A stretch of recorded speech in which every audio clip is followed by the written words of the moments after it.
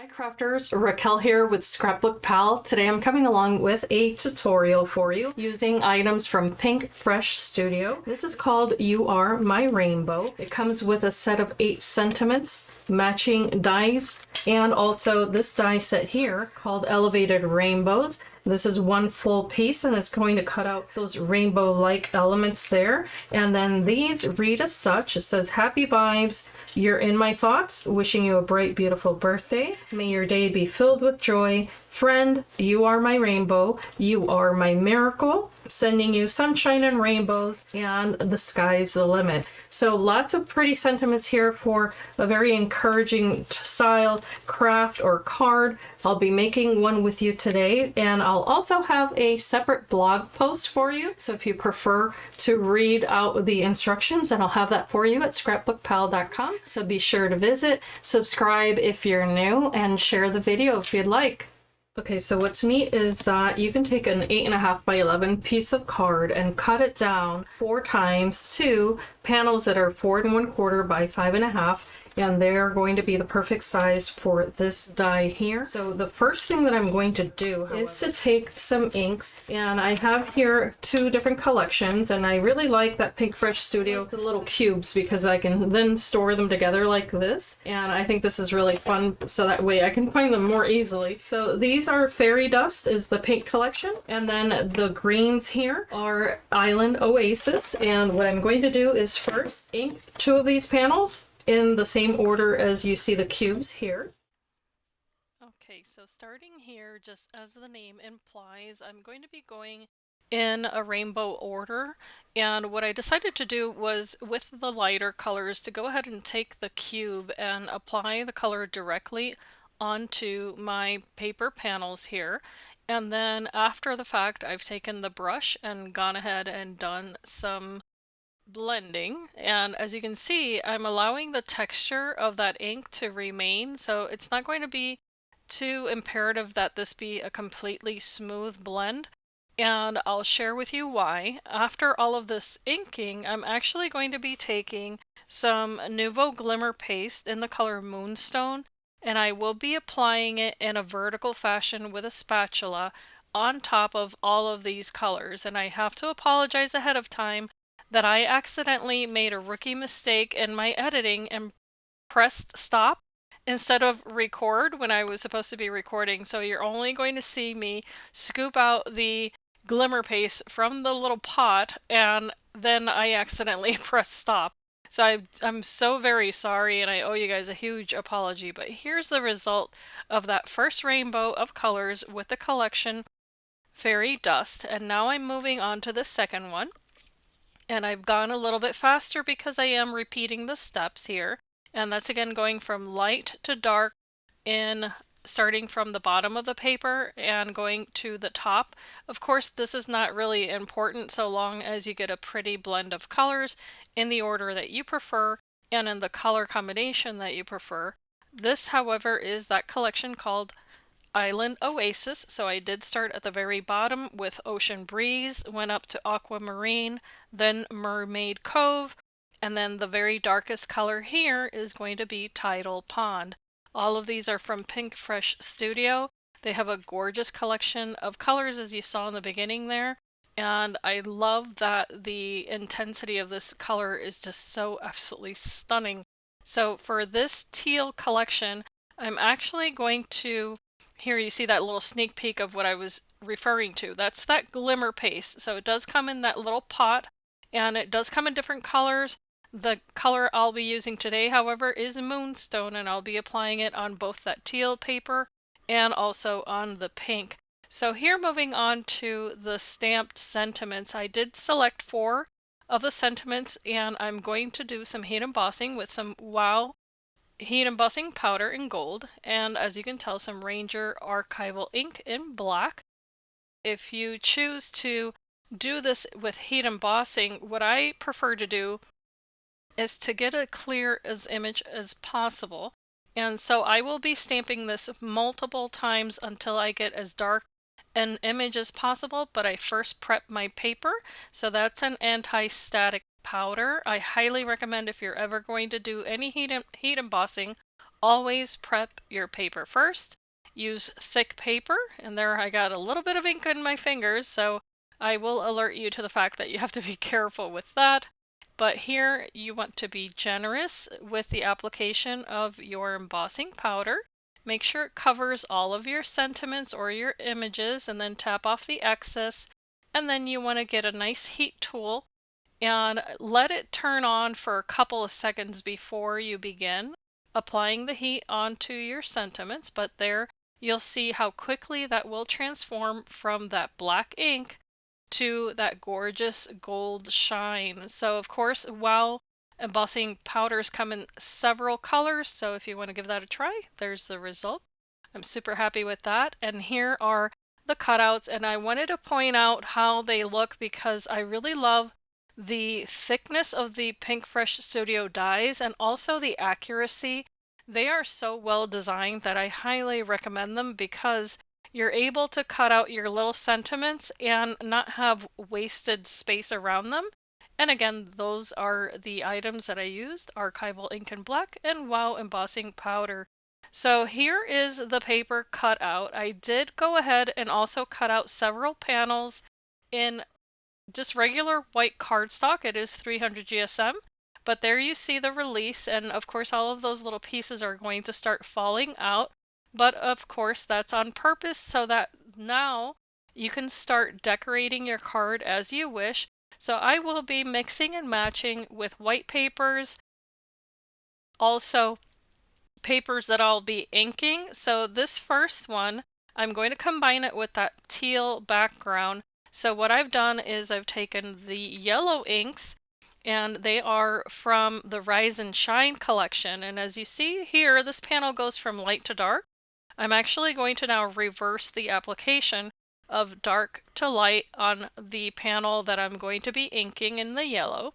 And what I chose to do was to simply use the Lemon Whip and Sunshine inks from this actual collection. So it goes from a very, very light yellow, and that's why you see me applying it first very lightly, and then I'm going to apply it a little bit more heavily using the same exact ink. So just because it's a light ink doesn't mean you can't go back and darken it and just get a darker hue of it. But here's the second one, and that is called Sunshine. And with that, I'm being a little bit more generous and then just blending it in the center. And now I'm going to start mixing and matching these colors onto my base. It is 4 1/4 by 5 1/2. It is a top folding card. All of the cards today that I'll be sharing with you are the same. And what's wonderful about this collection is that you can make multiples. So I highly recommend that you get several of your favorite colors out all at once. If you're going to create with this die set, that you do batch card making. That's what I'll be sharing with you today, because I'll have some other little samples for you. But now you interchange whichever little panels you like. So just because you're seeing me do this with 2 different colors here does not mean that you have to limit yourself to that. Of course, you can use as many as you prefer. And I'm also going to be sharing with you in a moment a different medium that you could use, because here, for instance, what I started to do was to apply the adhesive on the background, but then for the pieces that are shaped a little more intricately, then I definitely recommend that you apply the adhesive to the little corners, particularly of those pieces of card. But this part here goes super fast. I was actually very pleasantly surprised at how easy it was to assemble these cards, which is why I am recommending this particular collection, particularly for card batches. So here's another idea. Take your panel, and after cutting it, and look at how gorgeous that pink one turned out. That's why it didn't matter how well I blended it, because I added that glimmer paste on top. But here I'm placing it on top of a piece of vellum that's going to soften the background, and then it also gives me an opportunity to kind of play around with that background a little bit. But here's the other panel that I colored. Now that background that you see there is the one that I colored in actually the collection of pinks, which was the Fairy Dust collection. I actually applied the ink on the 2 opposing corners with the lighter on the corners and then the darker in the center. Now for this panel, I mentioned that I had cut out the little rainbow panel in white. What I'm doing is using a glimmer gloss pen, so that way instead of having a flat background, it's actually going to have a little bit of shimmer, and then once this is dry, I'm actually going to apply it onto that light blue panel that you see in the corner. And lastly, you can then apply your sentiments as you wish. And here's a little tip. You can take the shadow or create a shadow, I'm sorry, with the same die that you use to cut out your sentiment. Just cut it in half and then apply it with a little bit of an edge on the top and on the bottom. And then any portion of that that you don't want to show, you can simply cut away. But that's a little cheater method to go ahead and create a little shadow for your sentiment if you wish to do so. And by the way, you can definitely use the 3L foam adhesive for your sentiments, and then you can have a cute little shadow there as well. There's enough color on these cards that it gives you ample opportunity to add your sentiments, and also if you want to pair this up with other dies that you may already have, then you can surround those little sentiments with different shapes, whether it be a circle, a star, a square, or flowers even, and it's going to look absolutely adorable with this collection. I kept it nice and simple for you guys today so that you could see how easy it is to use this. But here I'm just going along with every single one of these sentiments, applying the foam adhesive on the back.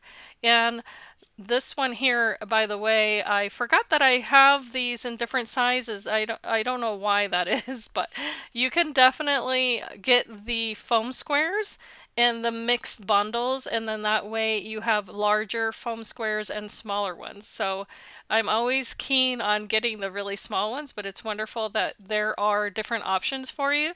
So the packaging will have the sizes on the top right hand corner. So if you see there in the image of this video, you'll see what I'm talking about. But this was then just super easy to go ahead and start adding this assembly style. So that's another thing that I recommend, is that when you are creating batch cards, that you save each step to do it the same way on every single card, and it'll make it a whole lot faster for you to craft that way. But it's also a wonderful way to make sure that you keep your table organized. If you happen to be a messy crafter, then you can kind of put things away as you go. But isn't that gorgeous? I love the shine. So here is the last little sentiment, and this one is super thin, but what's fantastic about these foam adhesive squares is, as you see, I'm actually cutting them with my scissors and creating super thin little strips of them, and they stay put. They're really strong. So I'm very happy with this product as well and highly recommend it. And then I always back it up with a little drop of Nuvo adhesive. So that one says the sky's the limit, but here is how I'm going to finish these cards now. And what I decided to do is to add some Nuvo drops. So what you see here is that I'm adding some glitter drops. Now these come in a range of colors as well. So just because you added, for instance, one color in particular to your background, as I did with that ombre look, it doesn't mean that you can't switch it up now with the colors of the drops. I think it's a lot of fun. So for instance, on this particular card, I started off with shimmer, and I'm a Hispanic, so guys, these words are sometimes hard for me to say, but the purple color is lilac whisper, and that I can pronounce with no problem. But here, a little tip for you. If your little drop is a little bit too large, you can actually remove a tiny bit of it using a stylus, and that way you don't get too messy. In this part, what you're going to see is that I just went ahead and added trios of drops, so just little groups of 3. I thought it would be a lot of fun. And then on others of these cards, I actually added some Enchanted Elixir Dream drops, and that was the color that I added to the teal and yellow cards, and that's the one you see me applying here. And here I wanted it to look as if the drops were falling from the sky.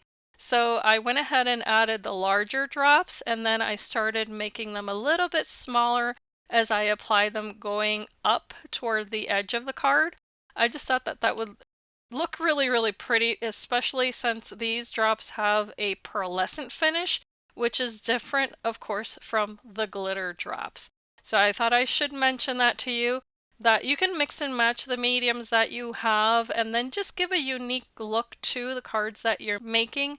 Make them yours. This is so much fun to do because you don't have to make any of them the same. So that's where the little drops are, for me, a whole lot of fun, is that I get to then just add a little more personality to what I'm making and just be whimsical about it. That's the kind of card that I like to make. I try not to take too seriously what I'm making because for me, this is therapeutic. It's fun. It's meant to be stress-free. And if one of the drops isn't perfect, just let it dry as much as possible and then take your little pick tool and you can actually remove it from the background. So there's another little tip for you in case you need that. So here's the one with the pinks. And what I was saying earlier is that I applied the lighter colors of pink to the background of this paper using the very lightest pink on the two opposing corners. And then I blended the two darker pinks in a diagonal on the center of the card. So of course, if you have any questions, feel free to reach out in the comments. I'll be more than happy to walk you through anything that I may have missed. But here I'm applying that darker purple, it's called Lilac Whisper, just to the bottom portion of that card and see how it changes a little bit. And of course, these are going to dry with a beautiful glimmery shine.